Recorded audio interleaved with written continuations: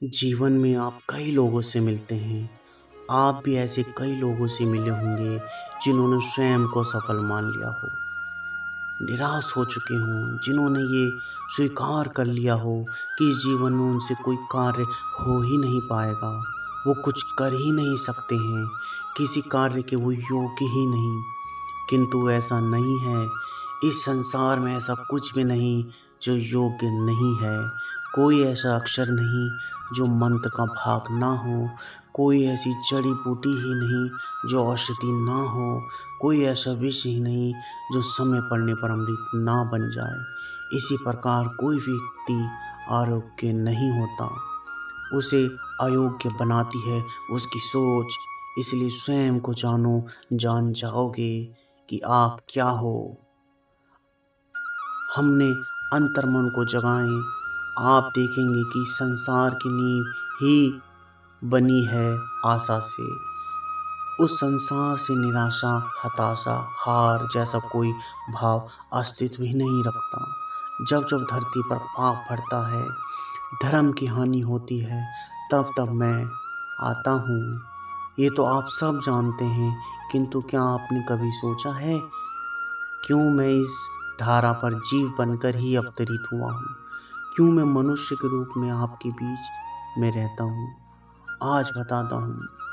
संसार में पाप पुण्य संतुलन में चलते हैं, किंतु जब पाप सीमा के आगे बढ़ जाता है, मुझे आना ही होता है।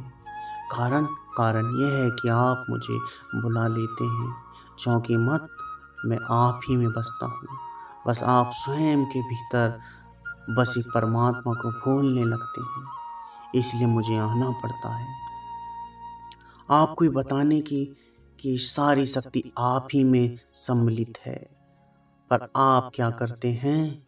आप मेरा सम्मान करते हैं, मुझे पूजते हैं, मुझसे शक्ति मांगते हैं, भांति भांति की इच्छाएं मेरे सामने रखते हैं। मुझे आपकी श्रद्धा से कोई आपत्ति नहीं है, मुझे आपत्ति है उस भाव से जो आपको दुर्बल बनाता है। परमात्मा में श्रद्धा रखिए, किंतु स्वयं की आत्मा पर भी विश्वास रखिए, क्योंकि इस संसार में ऐसा कुछ भी नहीं जो आप नहीं कर सकते। हर नगर में नारायण बसते हैं, हर नारी में लक्ष्मी बसती हैं। तो पहचानिए अपने भीतर के नारायण को, बदल दीजिए समय के इस चक्र को। मुझे प्रशंसा होगी कि मेरे अवतार लेने का वास्तविक प्रयोजन आपकी समझ आया। तो शंका त्याग कर शंकर बन जाइए, अन्यथा कंकड़ के समान रहना होगा। कभी आपने सोचा है इस संसार में सबसे अधिक किससे जुड़े हैं आप? कोई कहेगा माता से, कोई कहेगा पिता से, कोई मित्र, तो कोई कहेगा पत्नी, कोई कहेगा संतान से। नहीं, यदि इस संसार में हम किसी चीज से जुड़े हैं, वो है समय। समय ही हमारा भूत है, समय ही हमारा वर्तमान, समय ही हमारा भविष्य है। और समय और हम क्या करते हैं? सबसे अधिक जुड़े समय को, सबसे बहुमूल्य संपत्ति को हम नष्ट कर देते हैं।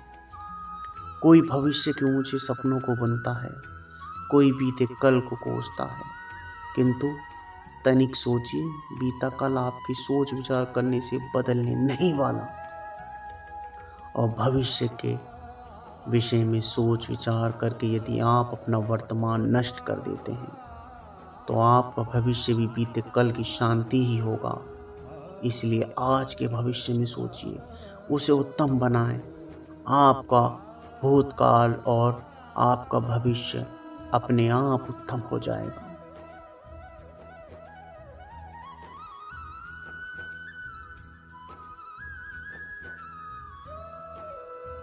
अक्सर आपके बड़े बूढ़े आपसे कहा होगा कि ये संसार दुखों का मूल्य है और ईश्वर भक्ति उस दोष से दूर जाने का मार्ग। किंतु सोचिए, यदि ये संसार दुख का सागर होता, तो क्या नियति आपको यहाँ जन्म लेने देती? क्या ईश्वर यहाँ पर अवतार लेते? जब समस्याओं पर हमारा वश नहीं चलता, हम आरोप लगाते हैं इस संसार पे, यहाँ के लोगों पे। सोचते हैं कि काश वो यहाँ आया ही ना होता। एक किसान बंजर धरती पर जाता है और अपने परिश्रम से उसे लहलहाते खेत में परिवर्तित कर देता है। एक दर्जी उसके पास एक सामान्य सा वस्त्र आता है, अपने परिश्रम से उसे एक सुंदर वेश में परिवर्तित कर देता है। आप भी परिश्रम कीजिए। ये महत्वपूर्ण नहीं कि आप किस संसार में आए हैं, महत्वपूर्ण नहीं कि आप यहाँ कैसे आए। यदि आप कुछ महत्वपूर्ण है तो वो ये कि जब आप गए, आप इस संसार को कैसे छोड़ गए।